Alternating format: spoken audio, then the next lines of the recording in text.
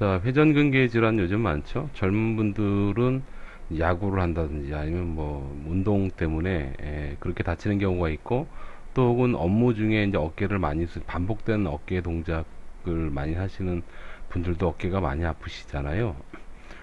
그런 류의 분이 오셨어요. 이 팔을 올리기 힘든데 일단 이 환자분 먼저 보시고요. 그리고 설명 한번 들어보도록 하겠습니다. 처음 건데 한번 보실까요? 바로 아파요? 네, 어디서? 천천히 한번 해봐봐요. 여기서부터. 아, 올려보고. 인상 쓰시는데, 이분? 예. 올라가긴 한다, 그죠? 예. 다시 해봐. GH 인절이다, 그죠? 예. 현재 로테이트 커프 전형적인 증상으로 진단이 나오셨고요. 자, 잠깐 설명을 좀 제가 해볼게요. 그냥 그 회전근개 중에서 극상근이라는 근육이 있는데 그 건에 문제가 있다고 원장님 진단을 하셨어요. 그러니까 흔히 얘기하는 극상근 건염, 회전근개 질환이 되겠습니다. 이게 초기에는요 보통 그 90도 정도 올릴 때까지 좀 아픈 경향이 많아요. 근데 90도를 넘기면 또 괜찮아요. 괜찮고 그 귀에 닿는 부위에 가면 또 아파요. 근데 그렇게 되는 게 전형적인 극상근 질환인데, 이분은 90도 올라가는 그 시점부터 아프다가 그 다음에 그 시점부터 계속 아픈 거예요. 그 얘기는 뭐냐면 지금 어깨가 아픈 상태로 3개월인가 4개월 정도 되신 분이신데, 얘기 들어보니까 그 기간 동안에 견관절뿐만이 아니고 여러분 그 견관절은 날개뼈하고 깊은 연관이 있습니다. 그 날개뼈 주변에 붙어있는 근육 있죠? 근육 자체가 힘이 좀 떨어져 있는 긴장 상태가 돼 있다라고 보시면 되겠습니다. 자, 이렇게 좀 많이 아파하시는 분이에요. 요거 날것 그대로 생방송 치료, 그냥 치료 영상 그대로 날것으로 올렸으니까 생방송으로 올라가 있으니까 여러분 페이스북에서 이촌 안이라고 검색을 해 보십시오. 하시면 날것으로 오늘 날짜 기준, 제가 오늘 올린 게 17일인가요? 예, 17일일 겁니다. 제가 날짜도 모르고 살아서 예, 그 날짜 기준에 이분이 있어요. 내가 가서 보시면 되고요. 결과 먼저 좀 보도록 하겠습니다. 한 이 정도부터 보면 되겠네요.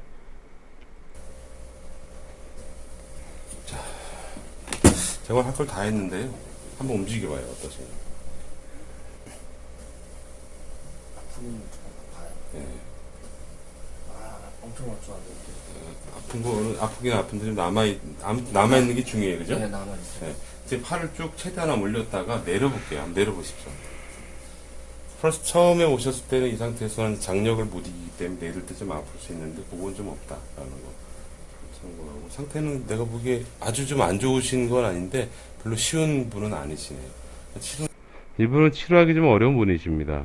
그러니까 이미 반복된 어깨에 손상이 좀 있는 것 같고요. 그건 기능적으로 그래요. 왜냐면 제가 이분한테 실시하는 게 전기신경 치료라는 건데요. 이 치료를 했을 때 쉽게 가라앉는 분은요, 첫날 치료하고 났을 때 굉장히 가벼워져요.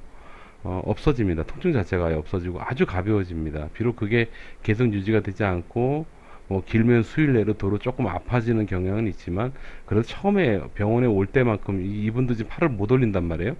근데 그런 식으로 오지는 않아요. 그러니까 많이 좋은 상태로 내원할 정도로 좋은데, 이분 같은 경우에는 본인이 느끼기에는 처음보다 많이 좋아요라고 마지막에 코멘트를 했지만, 그렇게 좋아졌다고 생각을 하지만 이런 분들은 치료가 아까 처음에 말씀드렸던 첫날 무지 좋아지는 경우보다는요, 치료가 좀 더 오래 걸리더라고요. 그래서 한 달 이상 잡습니다.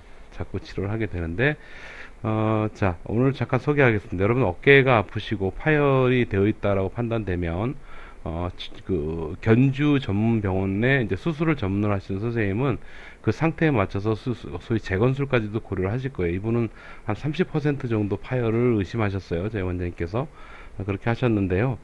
물론 이 정도 가지고 수술 권하시는 분은 별로 없으실 겁니다. 왜냐면 어깨에는요, 어, 웬만하면 수술 안 하는 게 낫답니다. 이건 정형외과 선생님입니다. 낡아도 내 거가 더 낫답니다.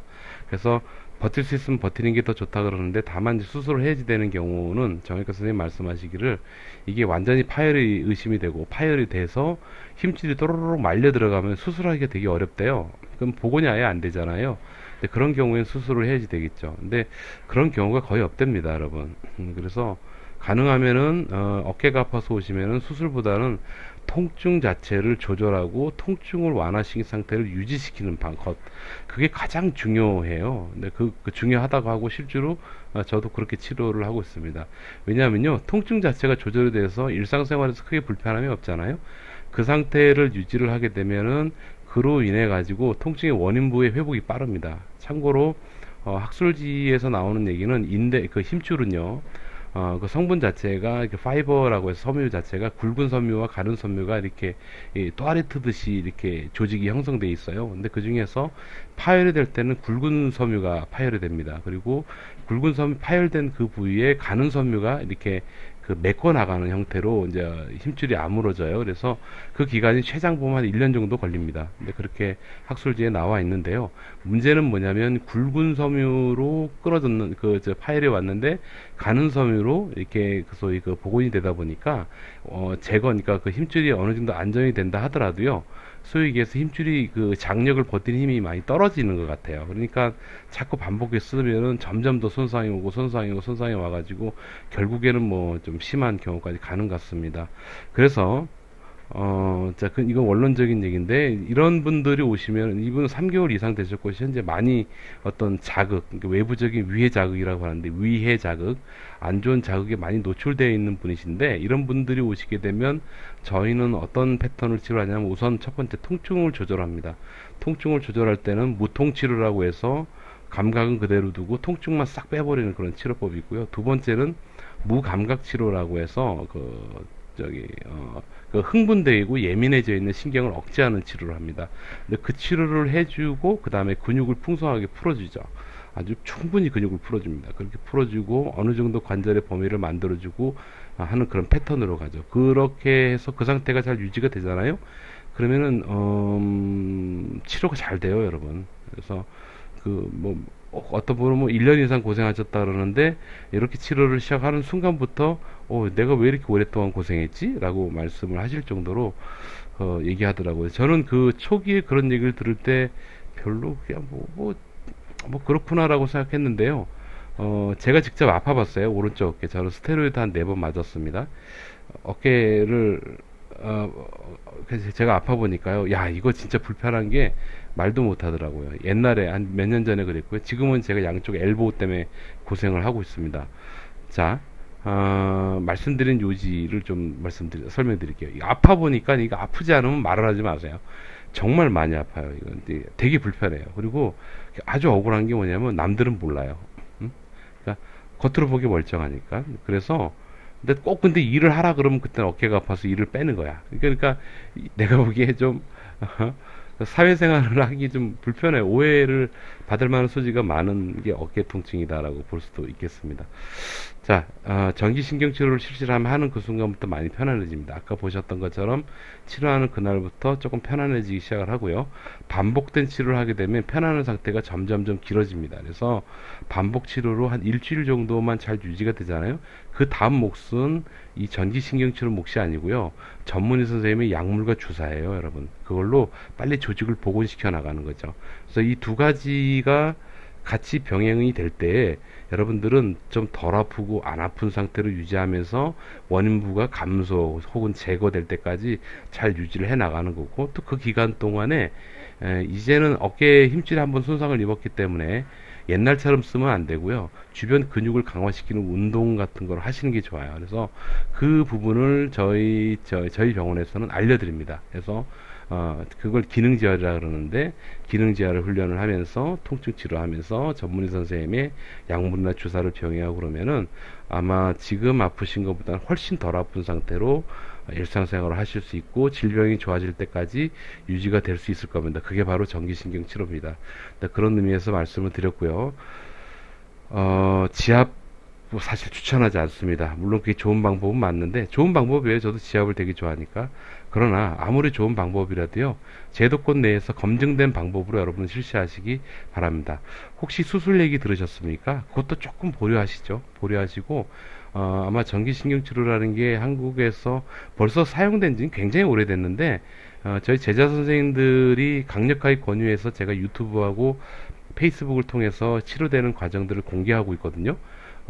예, 그냥 어떤 짜고 치는 게 아니고 그냥 그대로 환자가 오면 좋은 케이스다 그러면 바로 양해를 구하고 저는 촬영을 떠버려요. 그리고 그냥 페이스북에서 바로 생방송을 해버립니다. 예, 이거 쉽지 않다라는 거 혹시 여러분들 아시세요? 근데 그렇게 합니다. 그건 재현성과 확정성이라는 부분에서 충분히 검증을 했기 때문에 제가 이게 가능한데, 여러분,